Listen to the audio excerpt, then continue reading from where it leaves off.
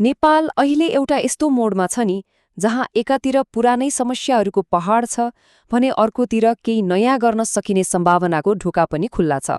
हो, आज हामी यस्तै एउटा 10 बुन्दे योजनाको बारेमा कुरा गर्दैछौं जसले देशको भविष्य नै बदल्न सक्छ भन्ने दावी गर्छ। तर के यो साँच्चै होला त? ल आउनुहोस् यसको गहिराईमा पुगेर हेरौं।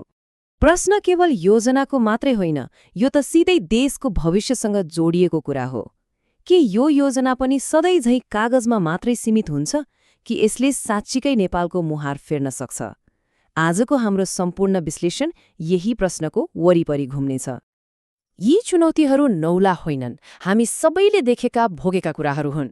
दिनदिनै एयरपोर्टमा देखिने विदेशी युवाको त्यो लड्को, वर्षौं बित्दा पनि नसकिने पुल र सडकहरू, रित्तिँदै गएका हाम्रा गाउँहरू अनि जताततै जरा गाडेको भ्रष्टाचारको जालो, यो योजनाले यिनै समस्याहरूको समाधान खोज्ने एउटा प्रयास गरेको देखिन्छ। कुनै पनि ठूलो परिवर्तनको लागि सबैभन्दा पहिले चाहिने कुरा भनेको विश्वास हो। त्यसैले यो योजनाको पहिलो स्तम्भले शासन प्रणाली र पारदर्शितामा ध्यान दिएको छ, जसले अरू सबै सुधारहरूको लागि एउटा बलियो जग तयार पार्न सक्छ। विश्वासको जग बसाल्न यहाँ 3वटा रणनीति अपनाइएको छ। पहिलो, भ्रष्टाचारको जरो नै काट्ने खालको प्रणाली बनाउने। दोस्रो, स्थानीय सरकारलाई सिधै जनताप्रति जवाफदेही बनाउने। र तेस्रो, प्रविधिको प्रयोग गरेर सरकारी कामलाई पारदर्शी बनाउने। अब भ्रष्टाचार रोक्ने कुरा भाषणमा मात्रै सीमित हुने भएन, अब प्रविधिले काम गर्ने भयो। एकछिन सोच्नुस् त, सरकारले गरेको हरेक खर्च आफ्नो मोबाइलमै रियल टाइममा हेर्न पाइने, अनि सबै नेता र कर्मचारीको सम्पत्ति छर्लङ्गै देखिने। अझ कतै गडबड खर्च भयो कि एआईले तुरन्तै समातिहाल्ने। कस्तो होला? र यो एउटा वाक्यले सबै कुरा प्रष्ट पार्छ। रणनीतिको मुख्य लक्ष्य नै के हो भने जहाँ जहाँ मान्छेको हात परेरे निर्णय अपारदर्शी हुन्छ त्यहाँबाट मानवीय हस्तक्षेप नै हटाइदिने। किनकि धेरैजसो भ्रष्टाचार त्यही हुन्छ र प्रविधिले यो समस्यालाई धेरै हदसम्म समाधान गर्न सक्छ। केन्द्रबाट बनेका ठूला ठूला योजनाहरू प्राय स्थानीय स्तरमा पुगेरै फेल खान्छन्। यसको समाधान के त? स्थानीय सरकारलाई बजेट र अधिकार दिने, तर सँगसँगै कामको आधारमा मात्रै। मतलब बजेट लिनुहोस्, काम देखाउनुहोस् र हरेक महिना जनतालाई हिसाब बुझाउनुहोस्। अब एकछिन कल्पना गरौँ त, 3 वर्षभित्र सरकारी कार्यालयमा लाइन लाग्नुपर्ने र कागजपत्र बोकेर दौडिनुपर्ने झन्झट सधैँका लागि अन्त्य। पहिलो वर्षमा डिजिटल आइडी, दोस्रो वर्षमा सबै सेवा अनलाइन र तेस्रो वर्षमा सरकार पूर्ण रूपमा कागजरहित। यो केवल सुविधा मात्रै होइन, भ्रष्टाचार विरुद्धको एउटा निकै ठूलो कदम पनि हो। जब विश्वासको जग बलियो हुन्छ तब मात्र समृद्धिको भवन बनाउन सकिन्छ। ल अब लागौं दोस्रो स्तम्भतर्फ, आर्थिक वृद्धि र अवसर, जसले देशको मुहार फेर्ने इन्जिनको काम गर्नेछ। आर्थिक अवस्था सुधार्न यहाँ 4वटा मुख्य रणनीतिहरू छन्। युवालाई देशमै रोक्ने एउटा विशेष योजना, ठूला परियोजनाहरूलाई छिटो सक्नका लागि एउटा war room, कृषिलाई गुजाराबाट व्यवसायमा बदल्ने र पर्यटन तथा बिजुली बेचेर राष्ट्रिय आम्दानी बढाउने।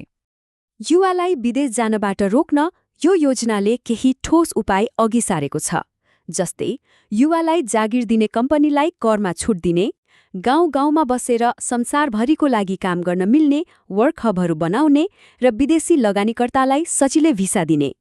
लक्ष्य एकदमै स्पष्ट छ, देशका प्रतिभाशाली युवालाई देशमै अवसर सृजना गर्ने। यो war roomको आइडिया निकै रोचक छ। यसको मतलब एउटा यस्तो केन्द्रीय टिम जसले देशका सबै ठूला आयोजनाहरूको दिनदिनै निगरानी गर्छ, कतै समस्या आयो कि तुरन्तै समाधान खोज्छ। यसले वर्षौंदेखि अलपत्र परेका पुल, सडक र अरू आयोजनाहरूलाई गति दिने लक्ष्य राखेको छ। नेपालको कृषि अब यो केवल पेट पाल्ने माध्यम मात्रै रहेन, यसलाई त अब नाफा कमाउने बिजनेस बनाउनु पर्यो। र यो योजनाले त्यही कुरामा जोड दिएको छ। कसरी? किसानलाई चाहिने कोल्ड स्टोरदेखि लिएर बिचौलियालाई हटाएर सिधै बजारसम्म पुग्ने बाटो बनाउने, अनि बालीको बीमा गरेर मूल्यको ग्यारेन्टी पनि दिने। मतलब परम्परागत खेतीलाई अब एउटा आधुनिक व्यवसायमा बदल्ने कुरा हो यो। पर्यटनको रणनीतिमा पनि एउटा ठूलो सोचाइको परिवर्तन देखिन्छ। अब भीड बढाउने होइन, आम्दानी बढाउने। लक्ष्य धेरैभन्दा धेरै पर्यटक ल्याउनु मात्र होइन, बरु थोरै तर गुणस्तरीय पर्यटक भित्राएर प्रति पर्यटक आम्दानीलाई दोब्बर तेब्बर बनाउनु हो। नेपालको पानीलाई राष्ट्रिय आम्दानीको प्रमुख स्रोत बनाउने योजना छ। यहाँ उत्पादन भएको बिजुली भारत र बङ्गलादेश जस्ता देशहरूमा बेचेर देशको अर्थतन्त्रलाई साँच्चीकै बलियो बनाउन सकिन्छ। र अब लागौं अन्तिम तर सबैभन्दा महत्त्वपूर्ण स्तम्भतर्फ, जसले मानिसमा लगानी गर्ने कुरा गर्छ। किनभने कुनै पनि देशको दीर्घकालीन सफलताको अन्तिम आधार भनेको त्यहाँका शिक्षित र स्वस्थ नागरिक नै हुन्, होइन र?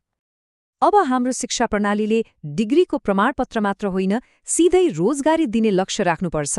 पाठ्यक्रमको करिब 40% हिस्सा अब बजारमा माग भएका सिपहरू जस्तै आइटी, टुरिज्म र आधुनिक कृषि प्रविधिमा केन्द्रित हुनेछ। शिक्षालाई सिधै अवसरसँग जोड्ने यो एक महत्त्वपूर्ण कदम हुन सक्छ। स्वास्थ्य सेवाको बारेमा यहाँ एउटा आधारभूत सोच नै परिवर्तन गर्ने प्रस्ताव छ।